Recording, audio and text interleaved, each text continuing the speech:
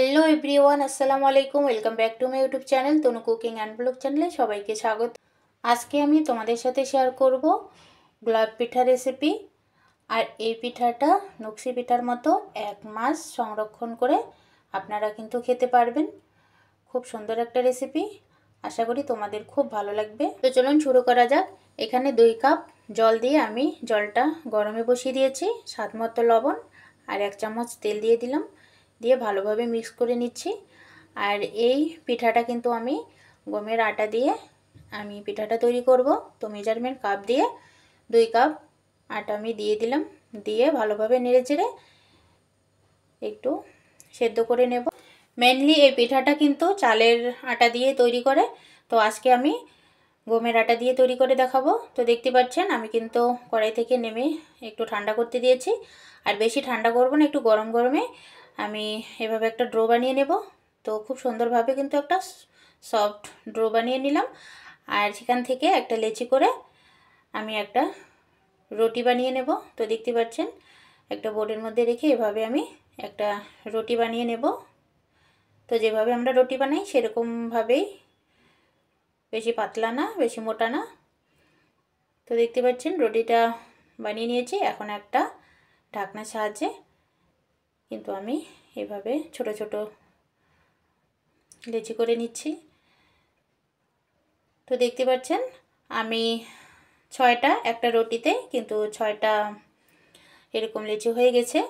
আর এখন একটা চিরুনি দিয়ে আমি যেই লেচিটার অর্ধেকটার বেশি কিন্তু আমি এভাবে চিরুনি দিয়ে ডিজাইন করে নিয়েছি। তো দেখতে পাচ্ছেন, তো এভাবে করে আমি কিন্তু চিরুনি দিয়ে একটা ডিজাইন করে নেব। আর দেখতে পাচ্ছেন অল্প অল্প করে জল দিয়ে এটাকে কিন্তু এভাবে চিপকে দিতে হবে।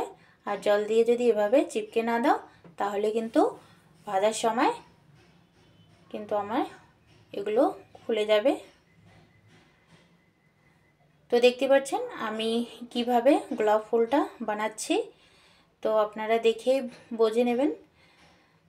তো সবগুলো লেয়ারের মধ্যে কিন্তু আমি দেখতে পাচ্ছেন আমি কিন্তু জল লাগিয়ে নিচ্ছি আর এভাবে করে চিপকে দিচ্ছি। তো এভাবে করে বানিয়ে নিলে কিন্তু ভাজার সময় সেই লেয়ারটা খুলে যাবে না। তো দেখতে পাচ্ছেন আমি কিন্তু এভাবে করে 6টা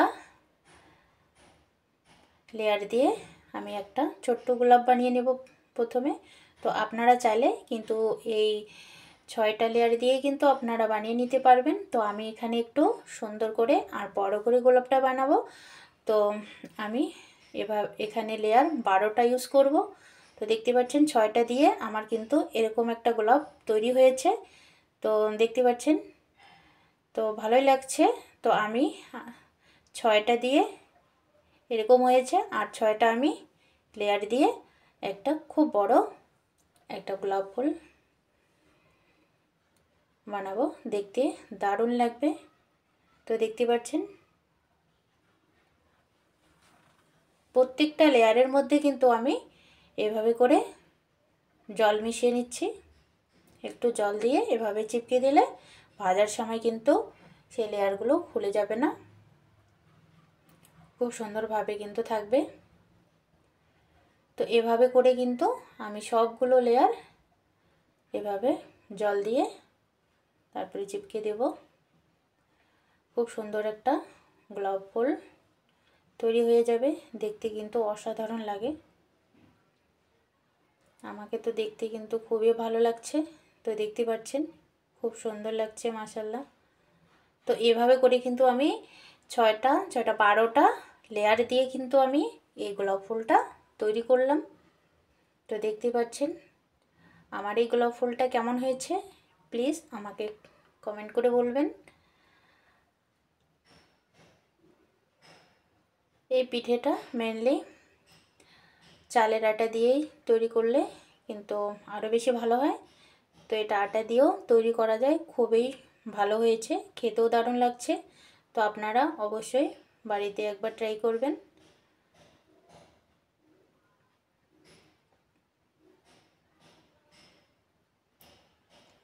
দেখতে পাচ্ছেন এভাবে করে পাপড়িগুলো আমি কিন্তু একটু মেলিয়ে দিচ্ছি, দেখতে একটু সুন্দর লাগবে। আর অবশ্যই আপনারা জল দিয়ে তারপরে লেয়ারটা এভাবে করে কিন্তু চিপকে দিবে, নইলে এতটা কষ্ট করে যে আমরা এই গোলাপ ফুলটা বানাচ্ছি অনেক কষ্ট করে, তো ভাজার সময় যদি লেয়ারগুলো খুলে যায় তো ভালো লাগবে না। তো অবশ্যই আপনারা এভাবে প্রত্যেকটা লেয়ারের মধ্যে কিন্তু আপনারা জল দিয়ে একটু ব্রাশ করে নিয়ে তারপরে এভাবে চিপকে দেবেন, খুব সুন্দরভাবে কিন্তু চিপকে যাবে আর ভাজার সময় কিন্তু একদম খুলবে না। তো দেখতে পাচ্ছেন আমি কিন্তু আরও একটা গোলাপ বানিয়ে নিলাম। তো এভাবে করে আমি সবগুলো গোলাপ বানিয়ে নেব। তো মাশাআল্লাহ দেখতে কিন্তু দারুণ হয়েছে।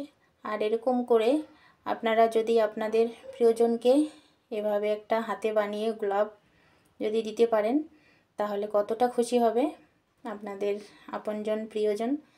তো তাই বলছি আপনারা বাড়িতে একবার হলো ট্রাই করবেন আর এভাবে চমকিয়ে দিবেন সবাইকে, প্রিয়জনকে। তো দেখতে পাচ্ছেন আমার গোলাপ ফুলটার লুকটা দেখুন কতটা সুন্দর হয়েছে। আর আমার এখানে 4টা হয়েছে। আর একটা কড়াইয়ের মধ্যে তেল গরম করে নিয়েছে আগে, আর এখন যে গোলাপ ফুলটা দিয়ে দিলাম। গোলাপ পিঠাটাকে এভাবে তেল দিয়ে আমি উপরের লেয়ারগুলোকে ভেজে নেব, একদম উল্টানো যাবে না।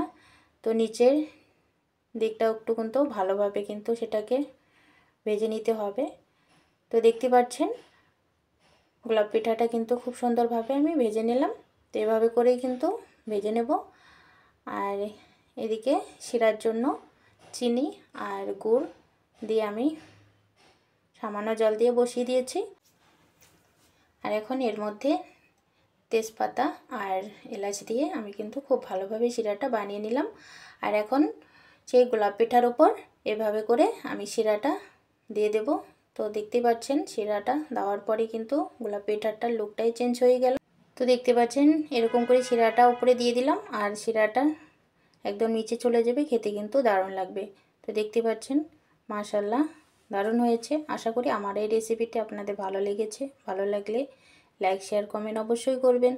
আর যারা যারা এখনও আমার চ্যানেলটি সাবস্ক্রাইব করেননি প্লিজ বন্ধুরা চ্যানেলটি সাবস্ক্রাইব করে পাশে থাকা বেল বাটনটি অবশ্যই ক্লিক করে রাখবেন। সবাই ভালো থাকবেন, সুস্থ থাকবেন। আল্লাহ হাফেজ।